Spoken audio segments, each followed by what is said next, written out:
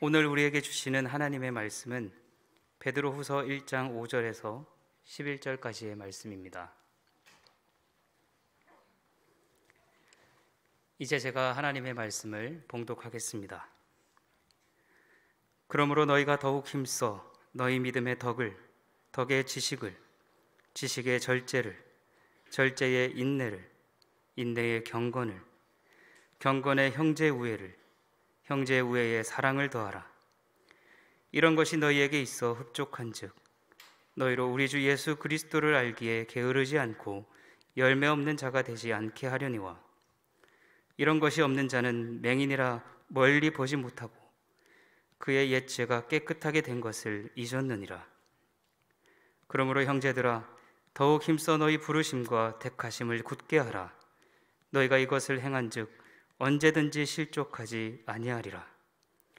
이같이 하면 우리 주 곧 구주 예수 그리스도의 영원한 나라에 들어감을 넉넉히 너희에게 주시리라. 아멘.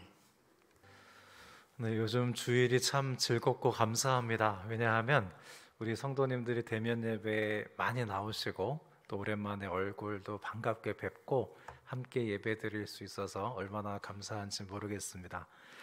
그런데 우리가 코로나 이전에 일상으로 돌아가는 일이요, 그냥 그렇게 순조롭지만은 않은 것 같습니다.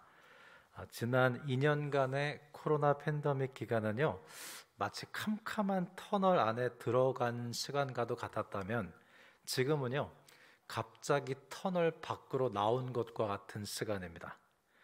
우리가 갑자기 터널 안에 들어가면요, 잠시 아무것도 보이지 않고요, 점차 시야를 확보하는 암순응이라는 것을 하는데요, 반대로 갑자기 밝은 곳으로 나왔을 때에도 잠시 아무것도 보이지 않습니다. 그리고 명순응이라는 것을 하게 됩니다. 코로나 팬데믹이 시작됐을 때 우리는 도대체 무슨 일이 일어난 것인지, 그리고 어떻게 해야 될지도 모르는 채 어두움에 적응을 했죠. 그렇다면 지금 코로나가 지나간 듯한 지금의 시점에서도요, 우리는 비슷한 정도의 약간의 혼란은 있는 것 같습니다. 코로나가 우리에게 남기고 간 자국을 가지고 어떻게 살아가야 하는가, 아직도 우리는 그 밝음에 적응하는 중에 있습니다. 요즘 미국의 마이크로소프트사나 구글이나 애플 같은 대형 IT 기업들이요, 코로나 이후 직원들에게 이제 재택근무를 그만하고 사무실 출근을 요구하자 어떤 일이 일어나는지 아십니까? 사표들 줄지어서 직원들이 줄사표를 내고 있습니다. 우리나라 네이버도요, 무려 4,800억을 들여서 신사옥을 신축했는데요, 재택근무를 하고 있던 직원들에게 사무실 출근을 요구하자 직원들이 다른 직장을 알아보기 시작했습니다. 생각보다 많은 사표가 제출되고 있고요. 또 교회에서도 그렇습니다. 대면 예배가 시작되면서 우리 부모님들이 어린 자녀들에게 교회 가자 그랬을 때 자녀들의 반응은 뭐죠? 집에서 온라인으로 예배를 드리겠다는 거죠.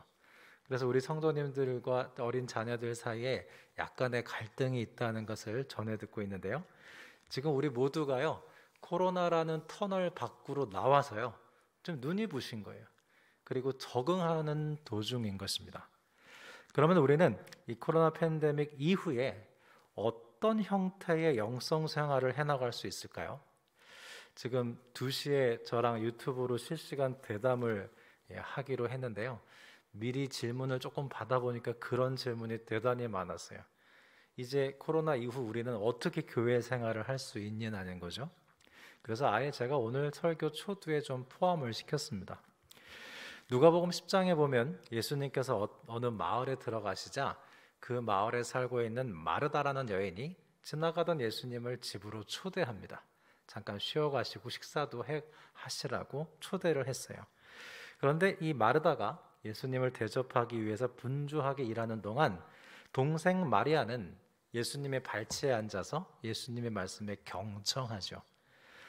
그러자 언니 마르다가 짜증이 났습니다. 그리고 예수님께 부탁하기를, 예수님, 제 동생더러 저를 좀 도와주라고 말씀 좀 해주시죠 라고 하자 예수님이 뭐라 그랬죠?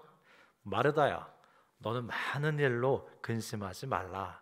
그리고 네 동생 마리아는 좋은 것을 선택했다 그러셨죠. 이 내용을 가지고 성서학자들이 마리아의 관상적 영성이 우월하고 마르다의 활동적 영성은 그보다 좀 못한 것이다 라는 해석을 하기도 했는데요. 사실 이 두 가지는 하나입니다. 둘 다 중요하다고 보는 것이 바른 해석이고요. 이 말씀처럼 우리 기독교 신앙은요, 관상적 영성과 활동적 영성 두 가지로 나누어 생각해 볼 수 있습니다. 저는 이 두 가지 영성을 우리 시대의 변화에 따라서 자유자재로 구사할 시기가 됐다고 생각합니다. 여러분, 앞으로 코로나 팬데믹은 다시 일어나지 않을까요? 모르긴 해도 다른 변이 바이러스로 인해서 또다시 비대면 시대를 살아야 하는 때가 올 수도 있습니다. 다시 그런 날이 올 수도 있습니다. 그리고 바이러스 때문이 아니더라도 우리 높은 뜻 정의교회의 특성상 우리는 학교의 건물을 빌려서 이곳에서 예배를 드리고 있기 때문에 학교의 상황에 따라서 예배 공간에 제약이 있습니다. 그래서 우리는 관상적 영성과 활동적 영성 이 두 가지를 때에 따라 적절하게 구사할 수 있어야 합니다. 지금같이 대면 예배를 드릴 수 있는 상황에서는 어떻게 해야 될까요? 이럴 때는요, 가능한 모여야죠. 가능한 예배당으로 모이고 하나님께 집중하는 관상적 영성에 집중할 필요가 있고요. 지난주에 나눴던 것처럼 복음을 듣고 성도의 교제 안에서 그 복음을 성품화하는 훈련을 할 수 있어야 합니다. 우리 아이들에게도 좀 양해를 구할 수 있어야죠. 얘들아, 너희가 온라인으로 예배 드리는 게 적응이 됐고 집에서 온라인으로 예배 드리는 게 편하겠지만 지금은 좀 우리가 교회에 나갈 때란다. 지금 모일 수 있거든. 나중에 우리가 모이지 못하는 시기가 올 수도 있어. 그러니까 지금 모일 수 있을 때는 가급적이면 교회로 좀 나가자.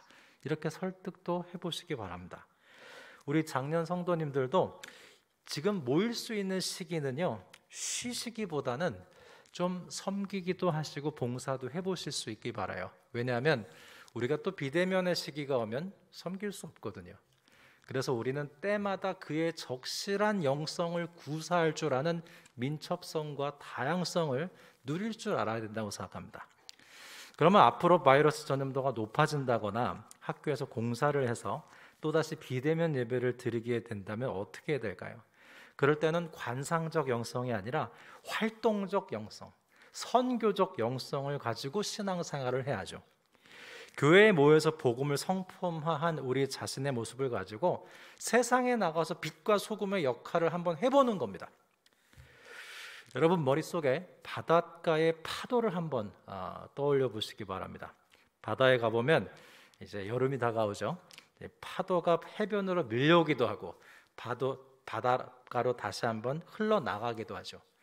인플로잉과 아웃플로잉을 반복하는 파도를 보면서 우리가 파도의 영성을 좀 배울 수 있어야 됩니다. 성도님들이 교회로 모여들어서 하나님께 예배드리고 복음을 성품화하는 관상의 영성은 마치 해변으로 밀려드는 파도의 모습과 같아요. 오늘 우리 성도님들이 성전으로 밀려들어 오셨어요. 파도가 밀려들어오는 것처럼. 그리고 우리가 이제 예배가 끝나면 파도가 또 바다로 물러나가는 것처럼 나가시겠죠. 그래서 교회가 모일 수 없을 때, 교회로 모일 수 없을 때는 세상으로 흘러나가는 겁니다. 이웃에게 흘러나가는 거예요. 거기서 이웃사랑을 실천하면서 활동적 영성을 구사하고 선교적 영성을 그땐 살아가는 것이죠. 그것은 마치 파도가 바다로 흘러들어가는 모습일 것 같습니다. 이렇게 파도가 밀려들고 흘러나가고 밀려들고 흘러나가는 것을 우리가 처한 상황에 아주 적실하게 활용을 하면서 우리가 영성 생활을 할 시기가 됐다고 생각합니다. 올해 들어서 우리 새가족분들이 많이 오셨어요. 새가족분들이 이제 연초에 많이 오시고요. 3, 4, 5월 되면 좀 뜸하신데 계속 오시거든요. 너무 감사하고 반가운데요. 우리 새가족분들에게 이렇게 안내하고 싶습니다. 우리 높은 뜻 정의교회에 오시면 관상적 영성과 활동적 영성 이 두 가지를 아주 활발하게 훈련하실 수 있습니다. 교회로 모일 때는 관상적 영성에 집중해서 훈련을 받으실 수 있고요. 예배당으로 모이지 못하는 때면 활동적 영성으로 세상에 나가는 훈련을 받으실 수 있습니다. 그래서 우리 높은 뜻 정의교회 성도님들은 어떤 상황에서든지 대처할 수 있는 전천후 성도님으로 훈련받을 수 있는 그런 교회입니다. 그렇게 안내를 하고 싶어요. 그런데 여러분, 이렇게 관상적 영성과 활동적 영성이 균형 잡혀 있는 성품이 어떤 성품일까요? 그것은 바로 오늘 다룰 덕이라는 성품입니다.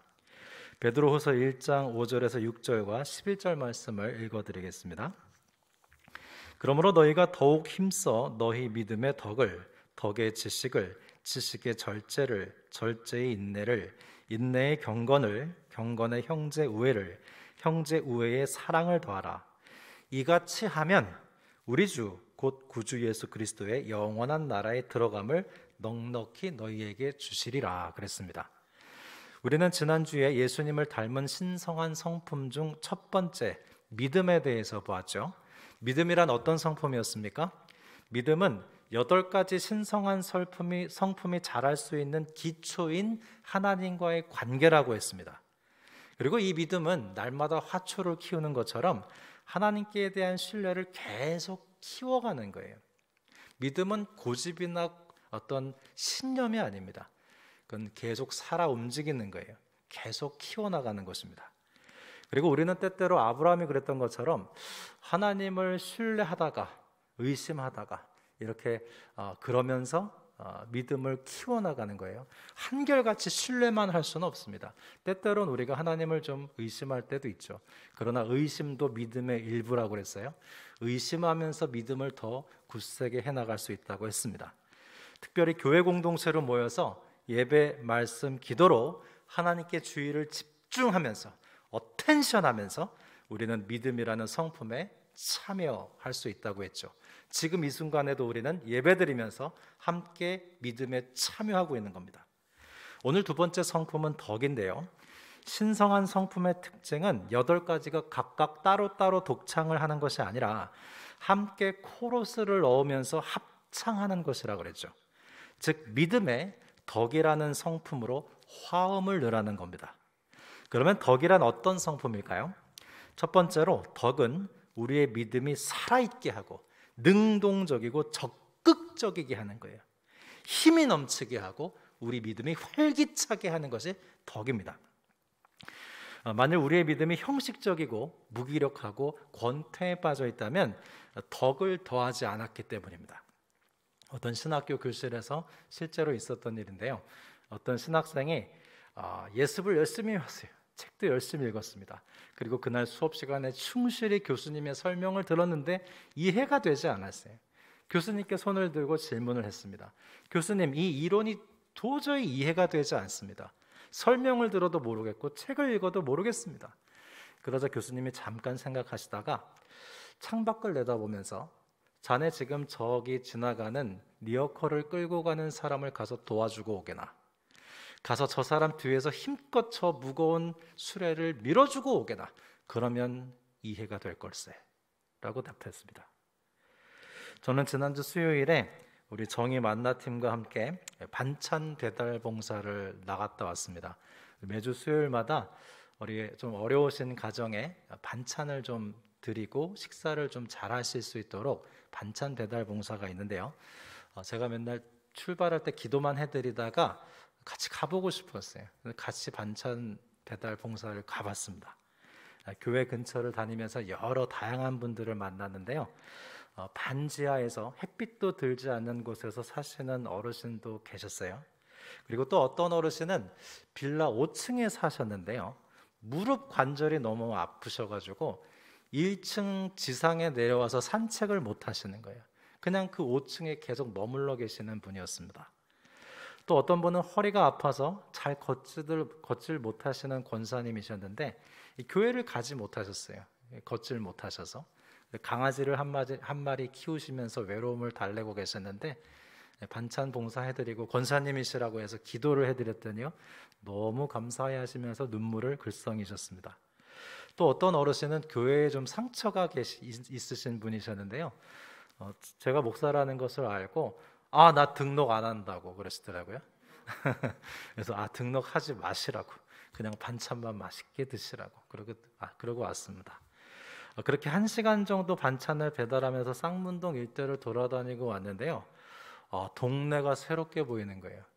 이 근방이 새롭게 보였습니다. 모든 반지하가 저한테 염두가 되기 시작했어요. 저기 또 누가 이렇게 햇빛도 안 드는 곳에서 외롭게 살고 계실까? 또 5층엔 또 관절이 아픈 분들이 얼마나 많이 계실까? 동네가 아주 새롭게 보이기 시작했습니다. 반찬을 전해드리고 눈을 마주치고 짧은 인사를 나누고 돌아왔을 뿐인데요. 제 믿음이 활기가 있어지는 것 같았어요. 사랑하는 성도 여러분, 이제 우리가 모일 수 있게 되죠.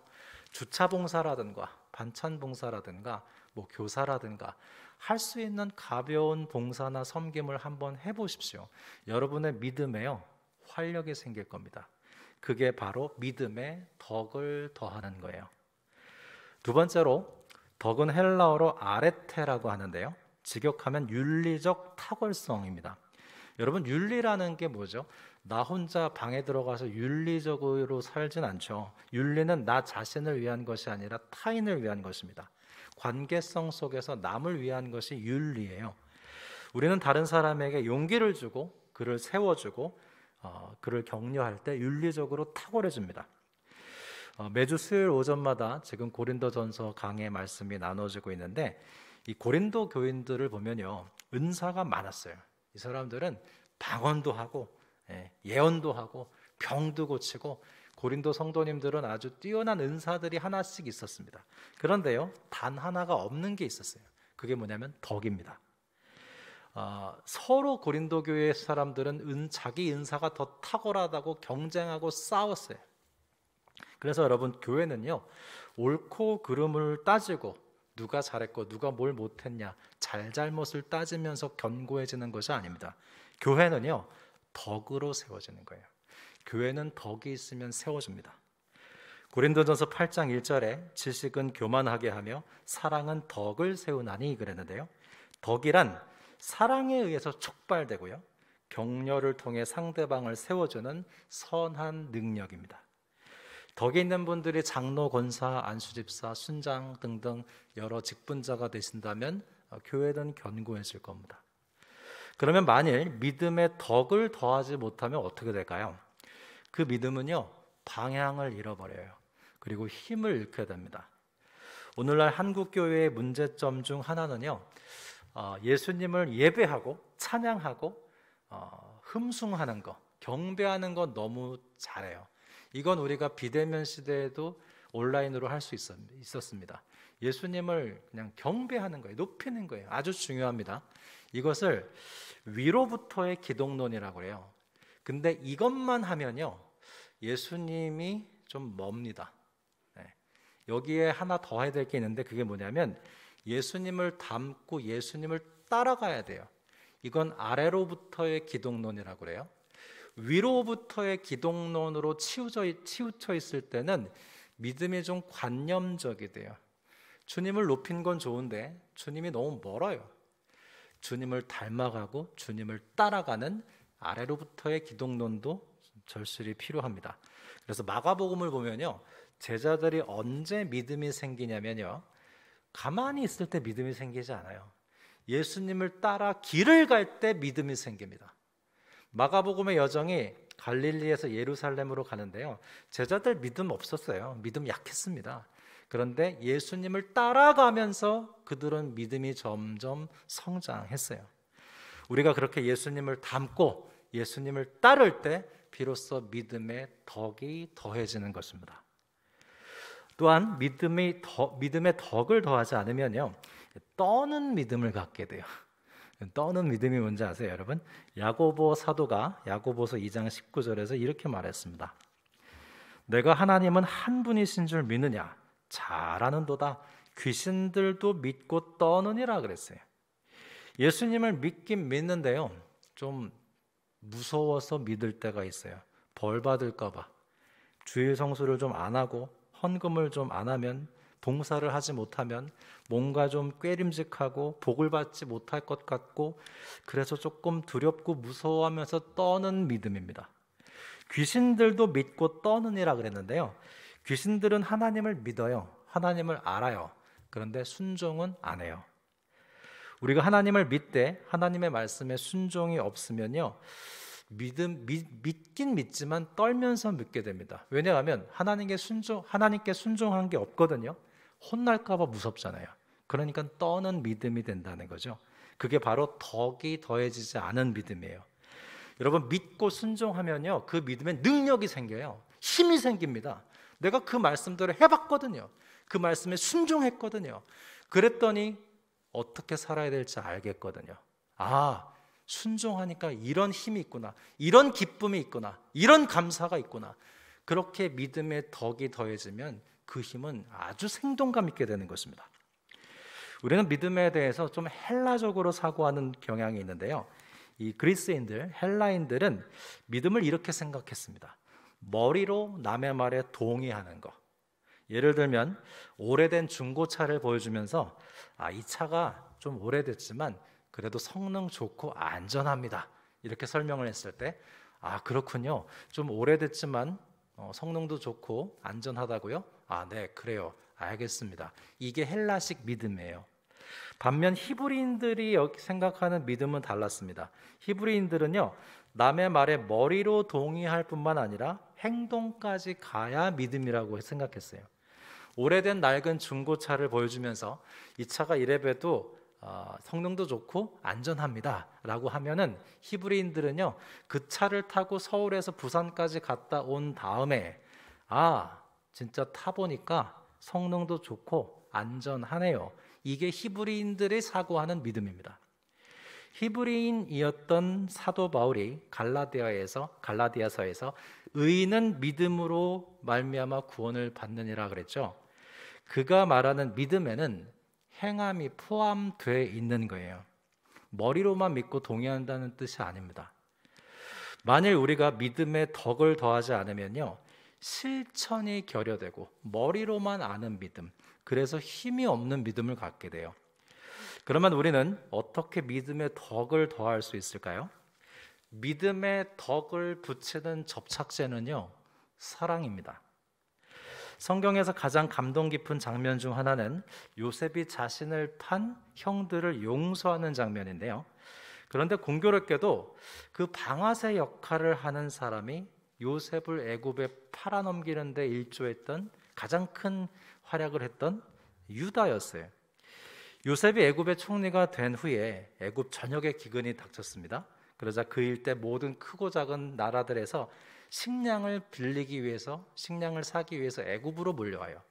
요셉의 형들도 요셉에게 곡식을 사러 왔습니다. 아직 요셉의 형들은 이 애굽의 총리가 요셉인지 모르죠. 요셉은 알고 있었어요, 형들이 왔다는 걸. 그래서 요셉이 집요하게 형들을 시험하면서 베냐민만 두고 돌아가도록 합니다. 이 형들이 나를 팔아넘겼는데 그때 그 형들인지 변화가 됐는지 알 수가 없잖아요. 계속 이 형들을 테스트하는 거예요. 내 친동생 베냐민만 두고 가라 그랬는데, 이 요셉을 팔았던 형 유다가요, 베냐민 대신 자신이 볼모로 남겠다는 거예요. 엄청난 변화죠. 요셉을 팔았던 형이 베냐민 대신 자기가 볼모로 잡히겠다는 거예요. 요셉은 내심 놀랐습니다. 이 형이 왜 이렇게 바뀌었지? 그리고는 베냐민을 데리고 돌아가지 않으면 안 되는 이유를 이 유다는 이렇게 얘기했습니다. 창세기 44장 30절에서 34절인데요. 어떤 단어가 반복되는지 여러분 잘 들어보십시오. 아버지의 생명과 아이의 생명이 서로 하나로 묶여 있거늘 이제 내가 주의 종 우리 아버지에게 돌아갈 때에 아이가 우리와 함께 가지 아니하면 아버지가 아이의 없음을 보고 죽으리니 이같이 되면 종들이 주의 종 우리 아버지가 흰 머리로 슬퍼하며 수월에 내려가게 함이니이다. 아버지가 반복되고 있죠. 그리고 너무나 아름다운 탄원의 절정이 33절과 34절에 등장하는데요. 이제 주의 종으로 그 아이를 대신하여 머물러 있어 내 주의 종이 되게 하시고 그 아이는 그의 형제들과 함께 올려보내소서. 그 아이가 나와 함께 가지 아니하면 내가 어찌 내 아버지에게로 올라갈 수 있으리까? 두렵건대 제 해가 내 아버지에게 미침을 보리라. 이 본문에는요, 아버지라는 단어가 무려 14번이나 등장합니다. 지금 이 유다는 자신의 아버지 야곱을 위하면서요, 동생 베냐민을 대신해서 자신이 볼모로 잡혀 있겠다는 거예요. 더구나 이 유다는 전에 요셉을 팔았던 사람 아닙니까? 그러나 그는 오늘 아버지 야곱의 마음이 찢겨지는 것을 누구보다도 원치 않고 있습니다. 그러면 이 유다는 왜 이렇게 변화됐을까요? 그는 어떤 일이 있었기에 이렇게 아버지를 위하고 동생 베냐민을 위할 뿐만 아니라 행동으로 자신이 포로로 잡혀 있겠다고 그렇게 주장하는 이유가 뭘까요? 사실 이 유다에게는 비하인드 스토리가 있습니다.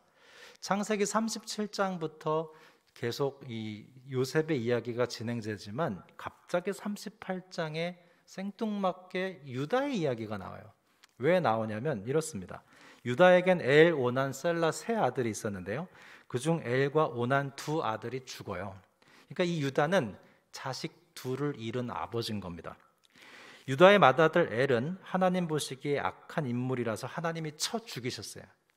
그 다음 레위법에 따라서 둘째인 오난이 형수와 잠자리를 하고 아들을 낳도록 해야 되는데 오난이 거부하자 하나님이 오난도 죽여버렸습니다.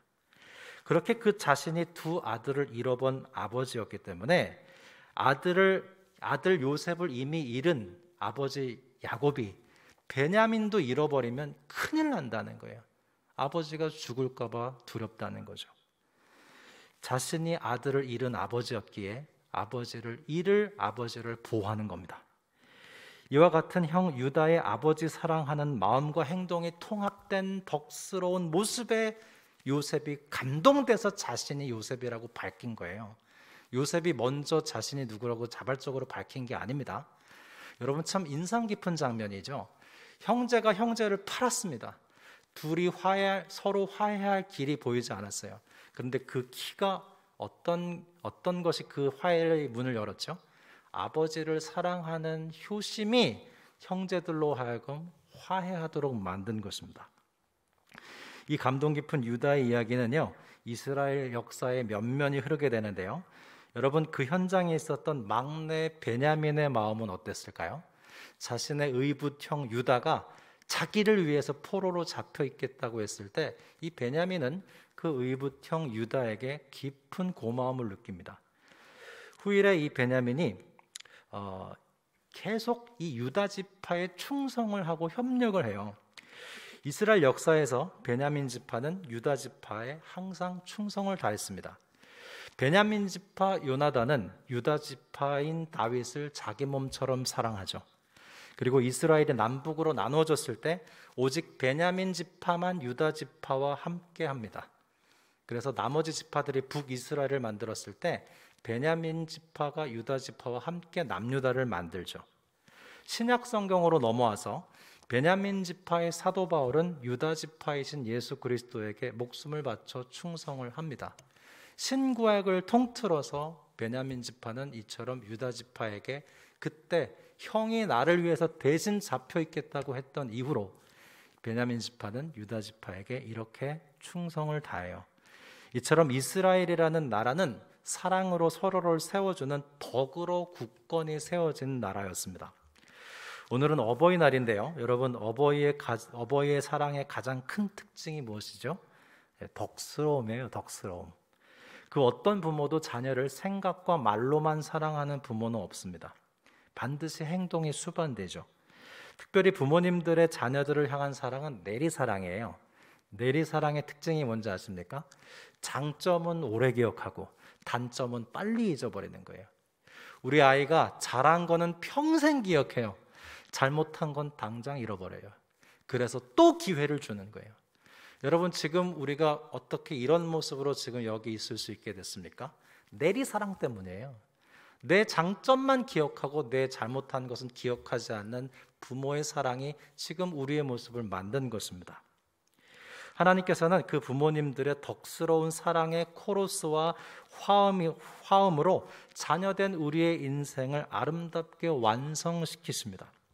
이처럼 덕은요, 관계를 온전케 하고 믿음을 온전케 하며 우리 인생을 온전케 하는 예수님의 성품입니다. 그래서 오늘 성경은 말씀합니다. 너희 믿음에 덕을 더하라. 그 덕이 너희의 믿음을 생명력 있게 할 것이다. 믿음이 믿음 되도록 덕이라는 화음이 어우러지게 하라. 이와 같이 하면 부르심과 택하심이 굳게 돼서 우리 구주 예수 그리스도의 영원한 나라에 들어감을 넉넉히 주시리라 그랬습니다. 여러분, 우리가 장차 천국에 가지만 오늘 하나님의 나라를 연습하면서 이 땅에서 하나님 나라를 살 수 있는데요, 우리의 믿음에 덕을 더하는 순간 그것이 가능해지는 거예요. 이제 우리는 코로나 팬데믹 시간을 지났습니다. 터널 밖으로 나왔어요. 조금 눈이 부십니다. 그런데 여러분, 이때를 잘 보내셔야 됩니다. 우리의 믿음에 덕을 더하십시오. 그래서 우리의 믿음이 힘이 있어지고 생동감 있게 하여 주십시오. 그게 최고의 효도일 것입니다. 기도드리겠습니다. 하나님 아버지, 오늘도 우리의 삶에 일어나는 모든 일들로 합력하여 선을 이루어 주셔서 우리의 믿음이 온전케 하시니 감사합니다. 때론 방향을 잃고 힘을 잃었던 우리의 믿음에 덕을 더하여 주셔서 우리의 믿음이 살아 숨쉬게 하시고 우리 주위의 가족들과 이웃들을 사랑으로 세우며 무엇보다도 하나님께 순종하여 우리 구주 예수 그리스도의 나라에 들어감을 넉넉히 얻게 하여 주옵소서. 어버이 주일입니다. 우리가 무엇을 어떻게 하여 부모님을 기쁘시게 하겠습니까? 우리의 믿음에 덕을 더하여 생동감 있는 믿음 생활을 하는 것이 우리 부모님들 보시기에, 또한 하나님 보시기에 최고의 효도가 아니겠습니까? 코로나 팬데믹의 시간을 나와서 우리는 터널 밖에 나와 눈이 부십니다. 하지만 우리의 믿음에 덕을 더하여서 우리의 믿음이 생동감 있게 하여 주시고 힘 있게 하여 주셔서 오늘 하나님 나라를 살게 도와주옵소서. 우리의 믿음에 덕을 더하여 주시는 예수 그리스도의 이름으로 기도드립니다. 아멘.